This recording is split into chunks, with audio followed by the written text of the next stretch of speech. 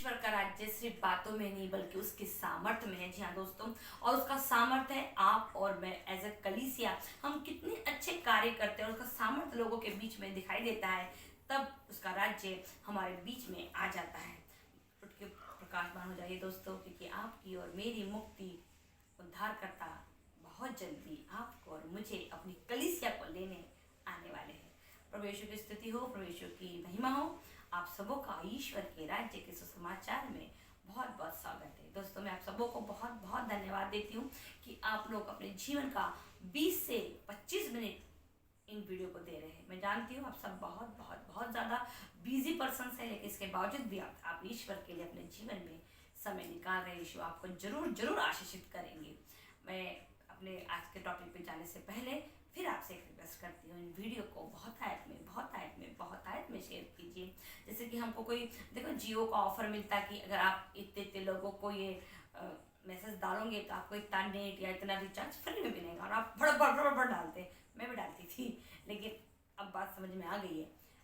तो आप कम से कम 100 लोग को डालते, तब जाके वो 100% का वो मार्जिन दिखाई देता है, और उसके बाद भी कोई गारंटी नहीं होती कि आपको नेट पैक मिले या नहीं मिले।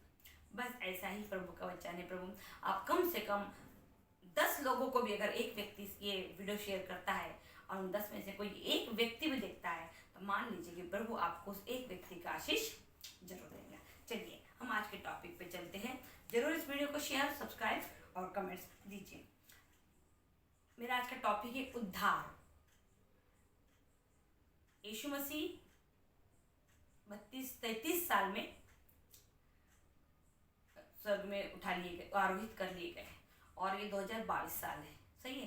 तो 2022 में अगर देखा तो कम से कम 2055 साल का ये पूरा एरा बीत चुका है, यीशु के जन्म से लेके अब तक का। लेकिन वो 33 साल अगर हम इसमें से निकाल दें तो 2022 हमारे हाथ में है। तो ये जो उद्धार, ये मुक्ति है, इसका क्या कारण, इसका मतलब क्या होता है? उद्धार का मतलब क्या होता है? मुक्ति का मतलब क्या होता है? तो इससे पहले कि मैं आगे जाऊँ, संत लूकस का 2:10 से पढ़ेंगे हम लोग। स्वर्गदूतों ने उनसे कहा, किनसे? भेड़ियों से, चरवाहों से। स्वर्गदूतों ने उनसे कहा, डरिए नहीं, देखिए मैं आप सभी लोगों के लिए बड़े आनंद का सुसमाचार सुनाता हूँ। आज दाऊद के नगर में आपके मुक्तिदाता, उद्धारकर्ता प्रभु यीशु मसीह का जन्म हुआ है। जी हाँ दोस्तों, उद्धार का मतलब होता है कोई ऐसा व्यक्ति आपके जीवन में आता है और वो आपके जीवन की पूरी दशा और दिशा क्या कर देता है? बदल देता है। और कहते हैं नई बहू आती है शादी करके और वो लड़के का जीवन बदल जाता, कहते हैं बाप रे, जब से इसकी एक्सरसाइज का जीवन क्या हो गया, बदल गया। या माँ बाप के में बहुत झगड़े होते रहते हैं और बच्चे उनके जीवन में आ जाते हैं, तो क्या बोलते हैं, बच्चों की वजह से इन दोनों का जीवन में क्या हो गया, एक अलग से एक आनंद आ गया, मुक्ति हो गई, कोई लाइफ में कुछ अचीवमेंट हो गया। क्या हो गया? मतलब वो व्यक्ति, वो पर्सन हमारे लिए क्या बन जाता है? हमारे उद्धार का कारण बन जाता है। तो ये हमारी जो मुक्ति है, जो हमारा जो उद्धार है, आज से 2022 साल पहले इस संसार में आके आरोहित होके चला गया, तो अब तक कलीसिया का उद्धार क्यों नहीं हुआ? न जाने कितने संत, कितने प्रेरित लोग इसका प्रचार कर रहे हैं। दोस्तों, मेरे इस वीडियो का मेन मकसद ये कि हम सब यीशु के दूसरे आगमन के लिए अपने आप को क्या करें? बिल्कुल तैयार कर दे। इसको हल्के में, मजाक में ना ले।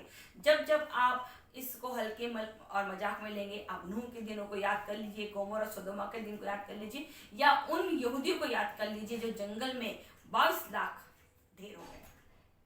इसको हल्के में, मजाक में मत लेना, क्योंकि एक हमारा एक ऐसा ईश्वर है जो अपने हर एक कार्य हमारे सामने रख दिया है। वो अगर मारता है तो भी बताता है, वो देता है तो भी बताता है, वो कुछ छुपाता नहीं। एक ऐसा ईश्वर जो अपने सारी जो भी गतिविधियां वो करता है या करने वाला है, वो अपने लोगों के द्वारा, अपने लोगों के बीच में क्या कर देता है? रखता है। और उसको हम दोष नहीं लगा सकते कि आपने हमें तो बताया नहीं था। तो देखो, जब यीशु मसीह इस दुनिया में आए, अगर आप मत्ती, मरकुस, लूका, योहन पढ़ेंगे, इन सब में एक शब्द है, उद्धारकर्ता, उद्धारकर्ता, उद्धारकर्ता। तो क्या है उद्धारकर्ता? और यदि इस उद्धारकर्ता को आपने और मैंने स्वीकार किया है, तो अब तक हमारा उद्धार क्यों नहीं हुआ है? क्यों नहीं हम यीशु के पीछे चलने वाले अब तक बने हैं? क्योंकि प्रेरित हम सब जब परम प्रसाद खाते हैं हम अपने आप को प्रेरित के रूप में वहाँ खड़ा पाते हैं। प्रेरित का मतलब ही है कि किसी के जीवन को से प्रेरित होकर आप उसके पीछे पीछे चलना। तो आप और मैं अब तक यीशु के जीवन से प्रेरित क्यों नहीं हो रहे? दोस्तों, हमारी क्रिश्चियनिटी पूरी तरीके से खोखली बन चुकी है, दिखावटी जिंदगी में जी रहे हैं हम लोग, क्योंकि आत्मिक जीवन का तो हमें भय है ही नहीं। हमें खुद ही नहीं पता हम क्या बोलते हैं, हम क्या करते, हमारा भाषा शैली, बॉडी लैंग्वेज सब कुछ विपरीत है। प्रभु कहता है तुम्हारा ये शरीर मेरा मंदिर है। तो जरा सोचिए, ये शरीर प्रभु के लिए कितने मायने रखता है। ऐसा ही नहीं है वो काला हो, गोरा हो, नीला हो, पीला हो, सुंदर हो, ऊंचा टीना कुछ भी हो, वो बोलता है तुम्हारा शरीर क्या है? मेरा मंदिर है। क्या सुंदर अपने को ये दे रहा ना अवार्ड, मतलब हमारा कितना अच्छा एक नाम दिया प्रभु ने हमारे शरीर को। ऐसा नहीं बोला हम तो किसी को काला, किसी को ठीकना, किसी को मोटा ऐसा करके उच्चार करते हैं। प्रभु क्या करता है हमारे शरीर को?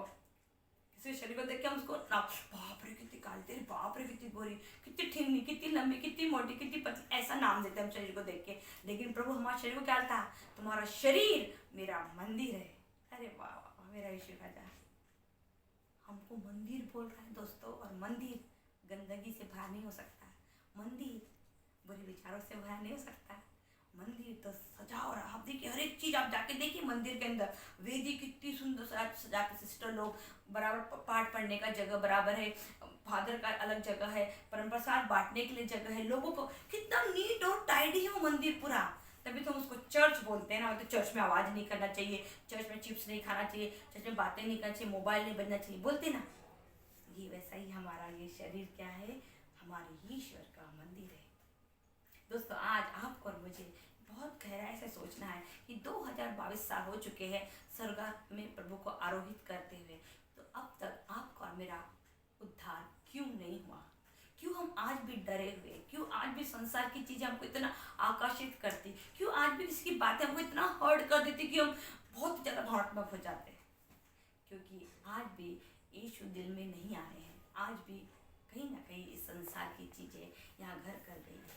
दोस्तों, यदि वाकई में प्रभु यीशु मसीह हमारे मुक्तिदाता उद्धार करता है, तो अब तक कलीसिया को अपने उस मुक्तिदाता उद्धारकर्ता का पावर, उसका सामर्थ्य अपने जीवन में महसूस करना शुरू कर देना चाहिए। क्योंकि दोस्तों, अब समय गया है माफ़ी मांगने का, समय गया है सॉरी बोलने का। वैसे एक गवर्नमेंट्स के रूल होते हैं ना, जब बच्चा 8वीं तक का बच्चे को कैसा करते प्रमोट प्रमोट प्रमोट करके पास कर देते। लेकिन 10वीं 12वीं में ऐसा नहीं होता, एग्जाम होती है। लेकिन उस एग्जाम में मान लीजिए आपके पास सारे डॉक्यूमेंट्स है, लेकिन आप लेट हो जाते हो, तब भी आपके स्कूल वाले, टीचर वाले आप पे दया माया करते हैं। जहाँ भी बच्चा है एक साल उसका बेस्ट नहीं होना चाहिए करके उसे एग्जाम दे देते हैं। लेकिन 10वीं 12वीं पास होने के बाद जब आपका एजुकेशन कम हो जाता है, आप किसी एक सब्जेक्ट में अपने को क्वालिफिकेशन लेते हो और उसकी एग्जाम जब आप करते हो, नीट बोलो या जो भी एक्स्ट्रा जो भी एग्जाम होती है, पीएमटी जो भी, उसकी जब आप तैयारी करते हो, तब वहाँ एक सिस्टम लागू हो जाता है कि एग्जाम के एग्जैक्टली 5 मिनट पहले वो गेट क्या हो जाता है? क्लोज हो जाता है।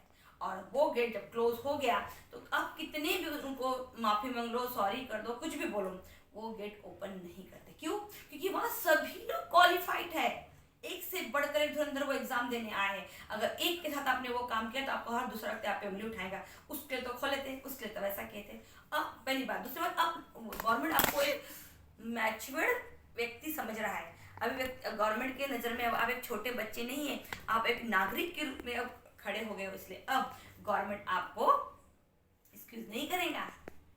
दोस्तों, सेम सिस्टम अब यीशु के राज्य के लिए भी चालू हो गया। अब ये जो क्षमा, दया, करुणा है, ये माफी वाला सिस्टम खत्म हो चुका है। अब नेवी और आर्मी वाला सिस्टम लागू हो चुका है। आप अच्छा करोगे, आप परफेक्ट रहोगे, तो आपको परफेक्ट के हिसाब से आपके गुण क्या करेंगे? प्रभु दे देंगे। क्योंकि अब सिस्टम लागू हो चुका है। अब मूसा वाला परमेश्वर आपको नहीं, मूसा वाला प्रचारक आपको दे। मूसा के हाथ में क्या था? डंडा था। डंडा किसका प्रतीक है? दया का प्रतीक है। उसने जब जब डंडा फैलाया, एक बीमारी, दोबारा डंडा फैला, बीमारी चली गई। डंडा किया, लाल समुद्र हो गया। डंडे से फिर क्या? पानी नॉर्मल हो गया। दया, प्रभु हर बार क्या कर रहा? लोगों की गलत इस पे या फिरौन राजा के उस राज्य के पे दया कर रहा। लेकिन जैसे ही मूसा का प्रचार का कार्य खत्म हो गया, वक्ता का, यीशु नबी आ गए। यीशु आ गया। यीशु के हाथ में डंडा नहीं, तलवार है। अब यीशु काटने का काम कर रहे हैं। क्या आपके अंदर की कमियों को, आप एक तलवार अच्छी है, खराब वाली ये तलवार आपको मारने के लिए नहीं आई, ये आपके अंदर की कमियों को काट डालेंगी, ये आपके अंदर की बुराइयों के काट डालेंगी और आपको शेप में लेके आएंगी, जिससे आप यीशु के करीब जा सके। अब तलवार चलने का समय आ गया। इसका मतलब है कि अब आपको और मुझे जो जो ऐसी बुराई है, जो जो ऐसी कमियां हम में है, जो प्रभु के करीब हमको नहीं जाने दे रही, उनसे आपको दूर हटना पड़ेगा। अब आपको वो करना पड़ेगा जो यीशु के नजर में सही है, न कि समाज के, न कि कलीसिया के। ऐसा जरूरी नहीं कि हम जिस कलीसिया में जाते हैं वो 100% परफेक्ट ही हो, उसमें भी कमियां हो सकती है। लेकिन अब आप और मुझे अपने आत्मिक जीवन के बारे में बहुत गहराई से सोचने की जरूरत है कि क्या आप और मैं 2022 साल से यीशु के नाम का ये प्रचार सुन रहे हैं, तो आपका और मेरा उद्धार हुआ है क्या? तो मुझे तो बाइबल बहुत लेट मिली, मुझे नहीं पता। मेरे मम्मी डैडी लोग बाइबल नहीं पढ़ते थे, सिर्फ यीशु के बारे में हमको बताते थे कि बेटा प्रार्थना कर। मेरी मम्मी तमिलन साइड तो जो पन बेटा जो पन इतना ही बोलती थी और बाइबल पढ़ने के लिए बोलती थी। और सबसे मेन बात ये है, मेरी माँ ने कहीं बाइबल नहीं पढ़ी, लेकिन मुझे बोलती थी। पर मैंने कभी मेरी माँ को ये नहीं कहा कि तू तो नहीं पढ़ती मम्मी, मेरे को क्यों पढ़ने लगा रही। मैंने उस बाइबल को अपने जीवन का एक हिस्सा बनाया और आज 25 साल से मैं बाइबल की रीडिंग कर रही हूँ। और मैंने जहाँ तक इस बाइबल पढ़ा, मैं अभी भी इस बाइबल की ज्ञानी नहीं बनी हूँ। मुझे अभी भी नहीं पता कौन सा चैप्टर कहाँ लिखा है, किसके अध्याय में कितना है, लेकिन मेरा विश्वास का लेवल बहुत ज़्यादा है। मैं अपने प्रभु को जान गई, बहुत पहले जान गई मैं अपने आत्मिक पिता को कि वो मेरे साथ। अब मैं पहले डरती थी मेरे बच्चों के लिए लेट आते थे या कि, लेकिन अब मैं वो भी डरती। जानते क्यों? क्योंकि ये शरीर के माँ बाप मैं हूँ, लेकिन उनके अंदर जो आत्मा, उनका आत्मिक पिता उनके साथ साथ ही, वो देख रहा उनको, वो उनकी रक्षा करेगा। और मैंने उस पर छोड़ दिया। रात के 2-2:30 बजे ड्यूटी में जा रही सुबह के, एयरपोर्ट बहुत दूर है। मैं बिल्कुल पहले सुलाने डरती थी, लेकिन अब डर निकल गया। फिर मुझे इतना विश्वास ही मुझे अंदर से लग गया कि मैं, तू उनकी बाद में माँ बाप बनी है, लेकिन मैं उनका आत्मिक पिता हूँ, मैं उनके साथ 24 घंटे रहूँगा। ये होता है हमारा उद्धार, ये होता है हमारे परमेश्वर पे हमारा विश्वास। परिस्थिति तो प्रभु जैसी आएंगी वैसी आएंगी, सिर्फ प्रभु ही जानते हैं, लेकिन उससे लड़ने की शक्ति, हिम्मत प्रभु आपको देगा। इस संसार में प्रभु ने आपको क्यों भेजा है, क्यों हम सभी आत्मा को शरीर का कोष पहनाया गया है, उसका कारण क्या है, ये जानना बहुत जरूरी है। जानने का कारण एक ही है कि वो चाहता है कि इस धरती पर भी हम उसकी ऐसी स्तुति, ऐसी महिमा, ऐसी आराधना करें कि उसका राज्य यहाँ आ जाए। और अफसोस है 2022 साल हो गए, अब तक उसका राज्य नहीं आया। वचन में प्रभु कहता है मैं शीघ्र ही आने वाला हूँ। शीघ्र का मतलब क्या होता है? जस्ट मैं गया और आया। 2022 साल हो गए, अब तक नहीं आया। वाई? कहीं पूछे आपने अपने आप से, अपने बड़ों से, अपने फादर से, किसी से पूछे? मैं पूछ रही, मैं अपने आप से पूछिए। कल मैं रात्रि जागरण में थी, प्रभु 2022 साल हो गए और तूने वचन में हमसे कहा कि मैं शीघ्र ही आने वाला हूँ, तो फिर तो अब तक क्यों नहीं आ रहा? बात समझ में आ गई, क्योंकि कलीसिया रेडी नहीं है, दुल्हन अब तक तैयार नहीं है, अब तक उसका गाउन तैयार नहीं है, अब तक उसका मेकअप कंप्लीट नहीं हुआ है, अब तक वो तैयार नहीं है उस कार में बैठ के अपने दूल्हे यीशु के पास चले जाए। दोस्तों, समय आ गया है, तैयार हो जाइए, एकदम ऐसे तैयार हो जाइए कलीसिया जैसे कि बस यीशु आपके दरवाजे पे खड़े हैं, कार का हॉर्न बजा और आप बोले प्रभु मैं आ रही, मैं बैठ रही तेरे गाड़ी में, तेरे कार में बैठ रही। दोस्तों, मैं फिर कहती हूँ, यीशु मसीह का इस संसार में आने का उद्देश्य सिर्फ एक नहीं है कि वो आपको उद्धार दिलाता, आपके पापों से मुक्ति दिलाता। दूसरा पार्ट भी बहुत महत्वपूर्ण पार्ट है, वो है पुनरुत्थान। आप और मैंने अगर यीशु को ग्रहण किया है तो सेकंड, ये पापों की मुक्ति सबको मिल गई, सबको होलसेल में मिल गई। जो यीशु के पहले मरे उनको भी, हम लोगों को भी, और जो आगे आके पैदा होने वाले, मरने वाले, उनको भी। अब क्या है? सेकंड पुनरुत्थान।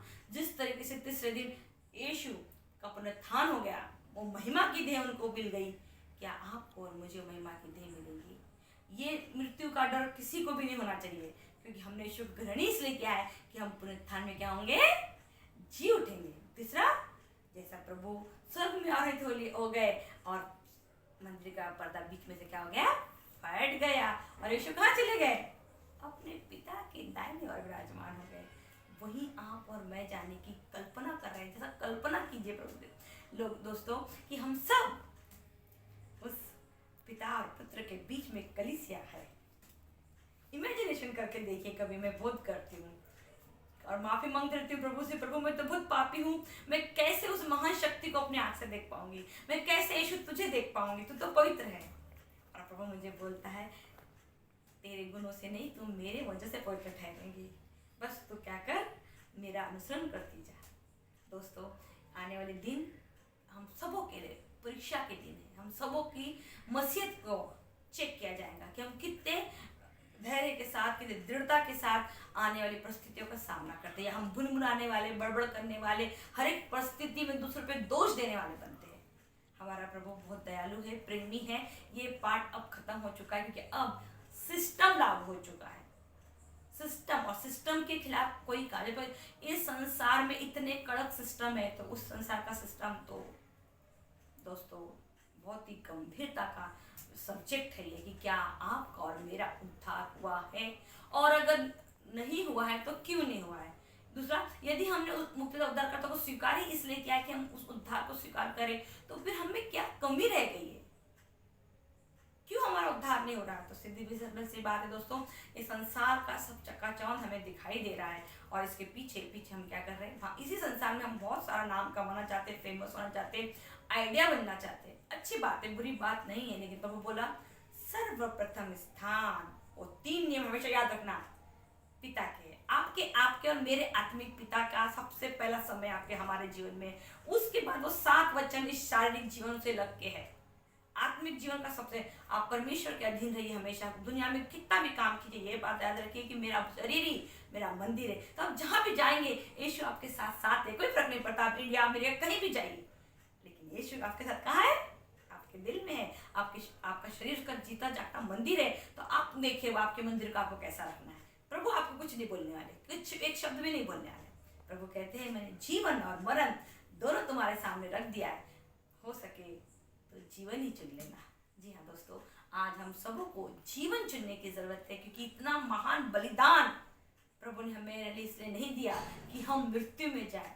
मैं आपको बता दूं, जब एक शरीर का नाश होता, मैंने हर बार बोला फिर बोलती हूँ, माता पिता को थोड़े दिन की देर के लिए रोना आता, लेकिन जब आत्मा का नाश होता, तो मैं आपको बताती हूँ दोस्तों, मेरा पिता, हमारा पिता, स्वर्गीय पिता, पुत्र रोते हैं, लिटरली रोते हैं, क्योंकि वो आत्मा की ताकत उससे निकल के आई है, वो पवित्र निकल के आती है। लेकिन हम इस संसार में गलत काम करके, गलत विचार करके, गलत लाइफ स्टाइल अपना के उस आत्मा को क्या करते हैं, मार डालते हैं, और तब मेरा पिता रोता है। इसलिए कभी मत सोचना कि किसी मृत्यु से मेरा पिता, हमारा पिता, आत्मिक पिता खुश होता, कभी नहीं होता।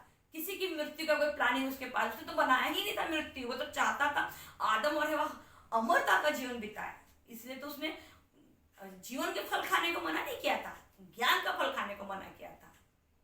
ज्ञान ने सब गड़बड़ी कर दी, जैसा ज्ञान आया सब अपने बारे में सेल्फिश सोचना शुरू। ज्ञान का मतलब ही क्या है, अपने आप को रिप्रेजेंट करना। वही तो क्या आदम ने क्या बोला, तूने जो लेडीज भेजी थी ना, उसने मुझे फल खिलाया, मतलब मैंने कुछ नहीं किया। दोस्तों आज म्यूजिक एक बहुत बड़ा लोगों के लिए एंटरटेनमेंट का कारण बन चुका है। हर एक दूसरा बच्चा बोलो या कोई भी यूथ स्पेशली मोबाइल गाने सुन रहा है। ये बहुत बुरी खबर है हम सबके लिए, जानते क्यों?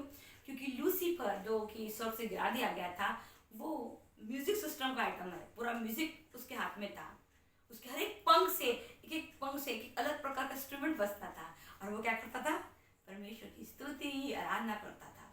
और जिस दिन वो स्वर्ग से गिर गया, उस दिन से अगर आप वचन पढ़ोगे तो मालूम पड़ेगा अब स्वर्ग राज्य में कोई भी म्यूजिक सिस्टम नहीं है, वहाँ कोई भजन नहीं गाता, अब सिर्फ शब्दों द्वारा पिता और की महिमा होती है। 24 घंटे निरंतर स्वर्गदूत पवित्र पवित्र पवित्र परमेश्वर पिता जो सिंहासन पे विराजमान है, इस तरीके के शब्दों के द्वारा पिता की आराधना करते हैं। लेकिन वहाँ कोई भजन, कोई गाने, क्योंकि सारा काम किसका था, लूसीफर का था। क्योंकि पिता जब एक बार अपना कुछ चीज दे देता है वो वापस नहीं लेता। उसने लूसीफर को जो भी ग्रैंड सब कुछ दिया, फैसिलिटीज, उसने उसको नीचे गिराया जरूर, लेकिन उससे वो सारे चीजें वापस नहीं लिया। जैसे कि मान लीजिए माँ बाप है, हमारे बच्चे नालायक है, तो हम क्या करते, उसको प्रॉपर्टी से हलक निकाल देते। लेकिन पिता ऐसा नहीं करता। एक बार जो उसने चीज आपको दे दी मतलब दे दी। साउल, उसने परमेश्वर की बहुत सारे बातें नहीं मानी, लेकिन उसको प्रभु ने राजा का अभिषेक किया था, तो 40 साल तक इजराइल में राज किया उसने, प्रभु ने उससे वो अधिकार नहीं लिया। उसके मरने के बाद दाऊद राजा बना। दोस्तों प्रभु एक बार जब किसी को कुछ दे देता है वो वापस नहीं लेता, तो उसने लूसीफर से भी उसके सारे अधिकार नहीं लिया। इसलिए आज सबसे ज्यादा लूसीफर इस संसार में म्यूजिक सिस्टम के द्वारा तहलका मचा रहा है, डीजे। पहले एक समय था एक गाना पूरा बजता था, हम एंजॉय करते थे। फिर समय आया कि एक गाने का एक कोरस और उसका एक मुखड़ा होता था। फिर एक समय आया कि एक गाने का सिर्फ कोरस होता, और अब एक और समय आ गया कि एक कोरस में बीच में दूसरा कोरस बजा। मतलब तो शॉर्टकट डीजे में तो इंसान का पेशेंस नहीं है कि वो एक गाना पूरा सुने। आप देखिए डीजे की कितनी, अभी मेरे सामने जब मैं छोटी थी, दो हम लोग गणपति दुर्गा देवी की पिक्चर देखने जाते थे, तो वो पूरे गाने ये सुनते थे हम, उसमें शॉर्टकट कुछ नहीं था। फिर थोड़ा सा मैं जब जवान हुई बड़ी हुई तो डीजे आ गया, तो डीजे में एक गाने का पूरा एक कोरस बजता था, फिर दूसरा गाना। अब वो भी बंद कर दिया, सिर्फ कोरस होता था। अब कोरस के बाद अब वही बंद हो गया, अब एक गाना शुरू भी नहीं आता, उसमें दूसरा गाना। ये कितना फास्ट, मतलब लोगों को पेशेंस नहीं है, वो इतना बर्दाश्त नहीं कर सकते। उनको जो चीज अपने पसंद की वो घुसाड़ कुछ और मिक्सर करके आपके सामने पेश करते हैं। इन्हें म्यूजिक, आज म्यूजिक का कितना बड़ा ताकत है। लोगों को लगता है जब वो म्यूजिक में कुछ करते हैं तो वो हम परमेश्वर के लिए कुछ करें। मैं बता दोस्तों, लूसीफर ज्यादा खुश होता है क्योंकि म्यूजिक उसका हथियार है। मैं ये नहीं बोलती कि हर एक प्रकार का म्यूजिक खराब है, लेकिन आज जिस तरीके का नशा लोगों को म्यूजिक को लेके हो गया है, रात में दिन में सुबह उठे साथी, ये सब चीजें कहीं ना कहीं हमारे को परमेश्वर से दूर और लूसीफर के करीब लेके जाते हैं। तो दोस्तों जरूर आज इन 2022 साल में हमें सोचने का जरूरत है कि क्या आप मेरा उद्धार वो वाकई में हो चुका है? क्या वाकई में हम यीशु की उस बलिदान के तीनों पार्ट के हकदार है? पहला पार्ट सब गुण जानते हैं, हमारे पापों से क्षमा और हमारा नया जीवन। दूसरा, हमें क्या पुनरुत्थान में नया शरीर मिलेगा, महिमा का वो ध्येय मिलेंगी। तीसरा, क्या हम भी यीशु के समान स्वर्ग में आरोहित होंगे? आज आपको और मुझे, आने वाली पीढ़ी को ये बात सुनना समझना बहुत जरूरी है कि मेरा प्रभु जिसने कहा कि मैं शीघ्र ही आने वाला हूँ, वो अब तक क्यों नहीं आया है? क्या कारण है हमारे प्रभु को इतना लेट करने का? वो कारण प्रभु नहीं है, आप और मैं है, क्योंकि हम रेडी नहीं है। अब हम आत्मिक रूप से तैयार नहीं है कि हम प्रभु के करीब जा सके। दोस्तों जरूर इन सब बातों में मनोचिंतन कीजिए। पवित्र वचन को अपने जीवन में, अपने घर में, अपने बच्चों में, सबसे पहले आत्मिक भोजन है। आत्मा को शरीर का कवच पहनाया गया है। शरीर को सुबह ब्रश करते, पॉटी जाते, नाश्ता करते, दोपहर खाते, रात को खाते, इतना सारा शरीर के लिए खिलाते, सही है, इस सारा सिस्टम आप शरीर के लिए कर रहे हैं। लेकिन सबसे पहला क्या है? आत्मा। आत्मा निकल गई, आपका शरीर कितना भी मिस वर्ल्ड और मिस यूनिवर्स मट्टी में डालेंगे। मैं ये बात बार बार अपने वीडियो में कहती हूँ, मैं हर बार कहूंगी, क्योंकि मैं आपको ये याद दिलाना चाहती हूँ कि हमारे शरीर पे इतना फोकस मत कीजिए। अगर आप शरीर को सजा रहे, बहुत अच्छी बात है, क्योंकि प्रभु कहता है ये शरीर हमारा क्या है? मेरा मंदिर है। इस मंदिर को, लेकिन इस मंदिर का जो मूर्त है वो यीशु है, और वो आत्मिक जीवन से उसका संबंध है। तो जब तक आप उसका भोजन, उस आत्मिक जीवन का भोजन, चाय नाश्ता, मटन, मुर्गी, मच्छी नहीं है, ये है। अगर आप अपने बच्चों को, अपने परिवार, हो सकता शुरुआत में थोड़ा तकलीफ होगा आपको अपने बच्चों के साथ इस बात पर डिस्कशन करने का, लेकिन दोस्तों अगर आप एक अच्छे माँ बाप है और आपके बच्चों को आप आत्मिक भोजन नहीं करा रहे, तो कहीं ना कहीं आप स्वयं अपने बच्चों को नर्क में भेजने वाले हो। मैं लिटरली बता रही हूँ, क्योंकि 12 साल तक के बच्चे आपके अधीन हैं, उसके बाद बच्चे बड़े हो जाते हैं। तो आप स्वयं अपने बच्चों की आत्मा के गुनहगार मत बनिए। चलिए दोस्तों, एक छोटे से प्रार्थना से हम इस वीडियो को समापन तक ले जाएंगे। इसके पहले कि हम इसको समापन तक ले जाएं, फिर एक बार रिक्वेस्ट करते हैं, बहुत आयत में इन वीडियो को शेयर कीजिए। जितने भी आपकी पहचान के लोग हैं उन सबों तक ईश वचन को पहुँचने दीजिए। हे मेरे स्वर्गीय पिता, मैं आपको धन्यवाद देती हूँ। धन्यवाद प्रभु हम पापियों का उद्धार करने के लिए। धन्यवाद प्रभु जी पवित्र बाइबल के द्वारा हमसे बात करने के लिए। धन्यवाद प्रभु जी हमारे शरीर को मंदिर की उपमा देने के लिए। प्रभु हम मनुष्य थे, एक दूसरे को ना जाने क्या क्या उपमा देते रहते हैं, लेकिन आपने सारे मनुष्य जाति को कहा है कि तुम्हारा शरीर मेरा मंदिर है। थैंक यू जैसे हमारे शरीर को मंदिर कहने के लिए।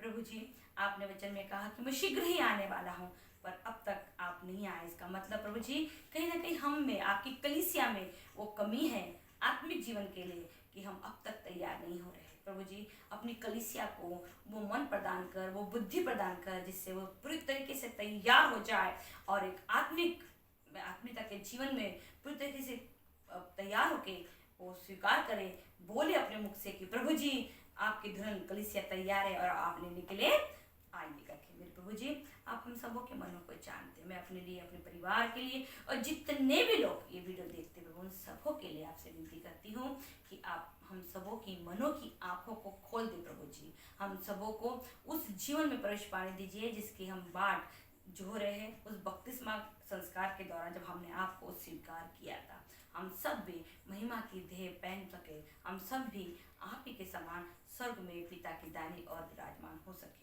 यही हमारी प्रार्थना, यही हमारी विनती प्रभु जी। सारा आदर, सारी महिमा प्रभु पिता मैं आपको देती हूँ, तेरे पुत्र और हमारे मुक्तिदाता उद्धारकर्ता यीशु मसीह के नाम में।